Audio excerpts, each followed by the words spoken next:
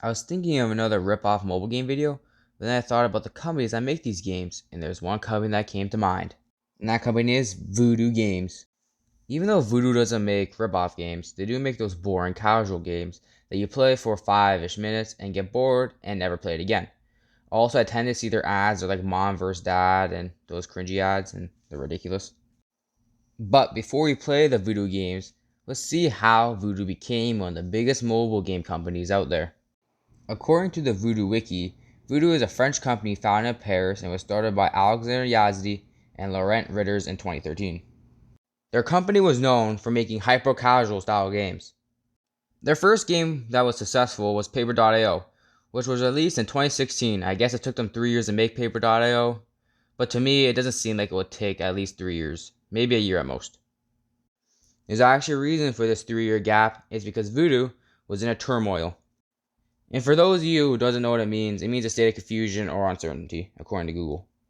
So, they did some research and collected data from their past failures, changed their games to the casual style, and got their first big game ever, Paper.io, which led to their massive success. Now to review some of their hundreds of games. The first game is Paper.io. The first thing I noticed about this game, it has over 10 million downloads and 300k reviews. There's also like 4 Paper.io games, but I'll review the classic to see if it's really good. Oh, go fuck yourself. This game sucks. Anyways, in this game you play as a cube, which you can name, but I didn't because I'm different. Anyways, the goal of the game is to claim as much land as possible before your opponent does. You claim land by sliding around and leaving a trail of paint, and once you touch your color again, it fills the area with your color. You can take other people's land by doing the same thing, making a trail of paint, and then drag it on their paint and connecting it to you, which then makes it your land. But be careful if the enemy touches your trail, you die. Or if you touch their head, you also die. There are power-ups around the map which you can use if you watch an ad. There's also a banner ad at the bottom, and when you die, you watch an ad. There actually is a solution to not watch these ads by turning off your internet. Well, you might think, isn't this game a multiplayer game? But most video games have fake multiplayers. You can test this by turning off your internet, and if the game still runs, it's obviously fake. This is kind of a bad thing because there's a leaderboard, but you get first place so quickly that doesn't feel like it's a reward, just something to look at instead and make you feel proud, or to make little kids feel proud to be in first place on Paper.io. This game can be fun for like 10 minutes, but I don't know anyone will play this game for more than 10 minutes. You might just leave it after playing it, let it rot on your home screen forever. It's not a bad game, it's just like kind of boring. It's something you do when you're like taking a shit or waiting for a doctor's appointment. The next game is Ball Blast Cannon Blitz Mania. What a mouthful of a name. In this game, you play as a cannon shooting out balls or rocks, moving left and right as a cannon shoots automatically, and you go until you die. Also, here's a tip: if you ever decide to play this game, do not press the extra coins button. And do not press extra life or coins, because when I pressed it, it brought me to a sketchy ass ad. Oops! Gotta turn the internet. This is another trick that Voodoo does to get money. Clearly a single player game that doesn't need internet, but it still needs it, because Voodoo needs to make some money. So you're forced to see ads and banner ads. Anyways, this game is kind of ass. It's not the funnest. It forces you to watch ads and trapped me in an ad for like 75 seconds and brought me to a sketchy website that I'm not going to show. And another thing is this game has a shop. The shop, you can buy upgrades for your cannon and little buddy cannons, and you can also buy real money, like spend your money to get coins in this game. And a sketchy ad I can't show because I lost the footage because the game's shit, and when I try to close out the ad, it closed out of my fucking video recording, so that sucks. It was like this free gift card ad. If you tapped on it, you got like this free gift card, and it brought you to a sketchy website, so yeah, I don't trust that. This game gives you sketchy ads, forces you to watch ads, and it's just kind of boring, so I wouldn't recommend this one. This game also has fake multiplayer via leaderboard, so even more to the shit Sunday. The next game is Tiny Clash. This game you need to connect to the internet. I don't know if it's real or fake multiplayer, I couldn't tell, so I think it's fake.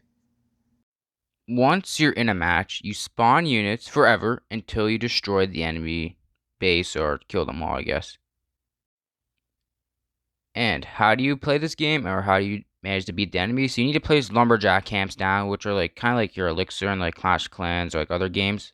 This game's similar to Warcraft Rumble, where you have to put down the mining guys. It'll collect gold so you can put down guys faster. So they can spawn lumberjacks forever. And then once they cut down trees, you can place down your attacking bases or towers, whatever they are.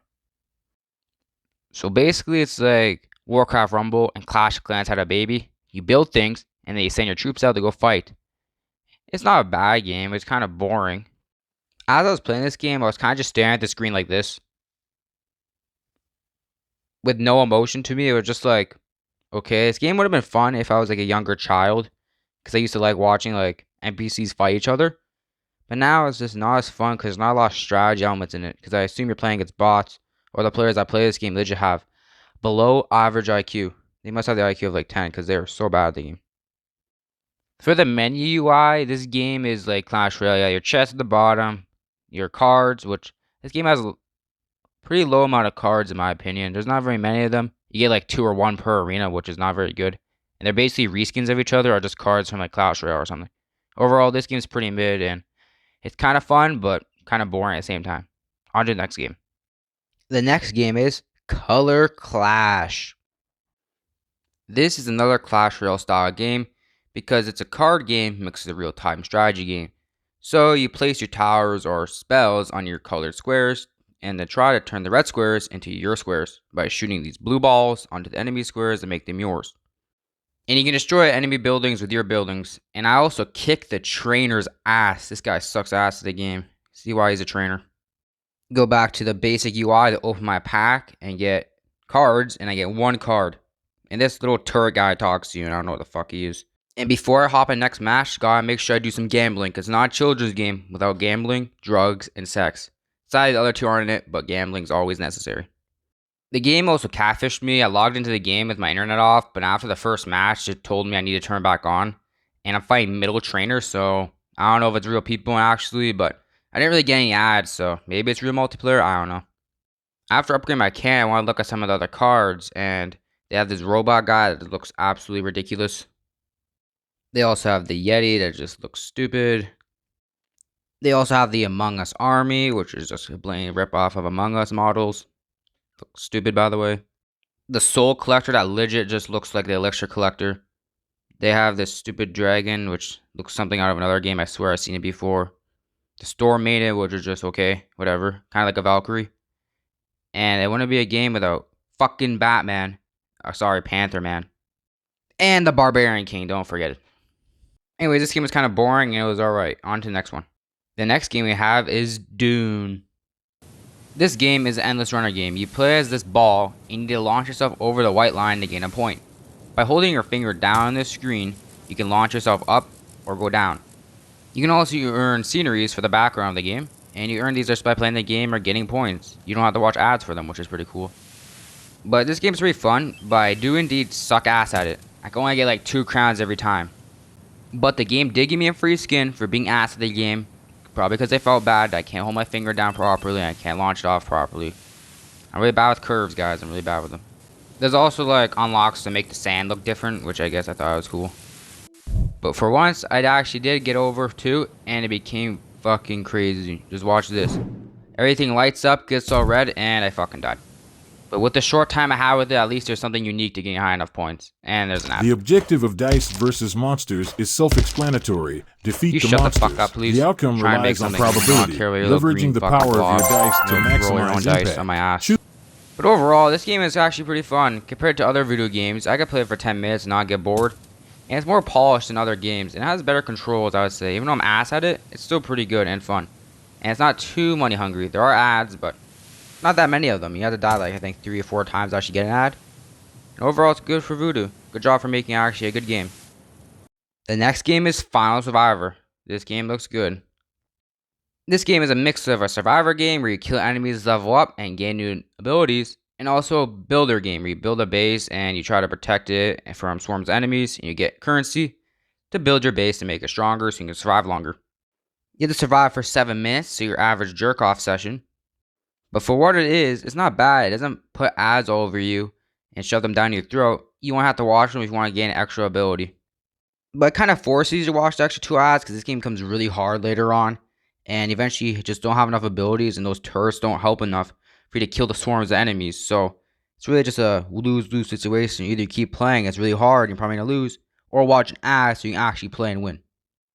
Eventually, one of the ways sends bandits after you and zombies. Why are these human fucks not helping me fight? Like, it's human against these undead or whatever we're fighting, and wolves and spiders. Like, come on, guys, go over and help me. Like, useless pieces of shit trying to kill me. Minus 10 points for breaking my immersion. And you can also buy these turrets. They kind of help. Not really. They cost a lot and they don't do enough. But, they're there to help. And the art style of this game isn't horrible. It's like pretty generic, but it's fun. And it's not bad. But overall, this game's pretty fun. You can play it for a little bit until you die. Because if you get really far and you die, you lose motivation. And I don't want to play it all over again. But overall, these styles of games aren't bad.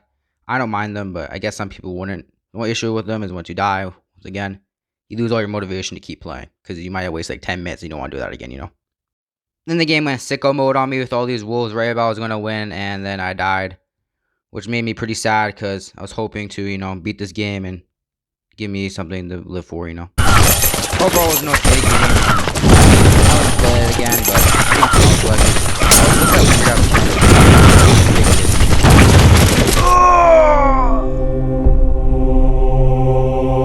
Anyways, the final game is Infantry Attack War 3D FPS game. Hopefully it's a great FPS and has high quality console gaming fucking graphics. This loading screen is so badass, just makes me feel so tough. When I loaded in, for some reason on the cover I thought this would be a Call of Duty mobile style game, but it wasn't. It was like a level based game where you sit on a minigun and kill all these losers that are trying to kill you. After I kill all those losers, it pans around my guy that looks just like them, and I go on to the next level. You get this beautiful transaction screen. Why does he run like that? It just looks absolutely ridiculous. You see that little yellow bar there? As you kill enemies, eventually you get this ability that pops up. And that ability is an RPG. This game is really repetitive. The mission names say they're different. This one's liberate the camp, but normally they say kill the fucks or, just kill everyone. And they do this goofy ass run to the next point. Like, it's the same thing over and over again. The enemies are basically all the same until they introduce these red drones, which are a non-threat. They just came, stood there, and died. You can shoot these males that make you shoot even faster, making the game even easier. There was this one unique level, and you fly in a helicopter, which is basically the same thing. You just fly slowly in the air and have to shoot out these red barrels and these barracks and their tanks, just to blow everything up to kill all the guys, They don't really fight back, There's like these little anti-air things that don't really do much. So it's also pretty easy and it's not that fun. It just looks different. It's not actually different.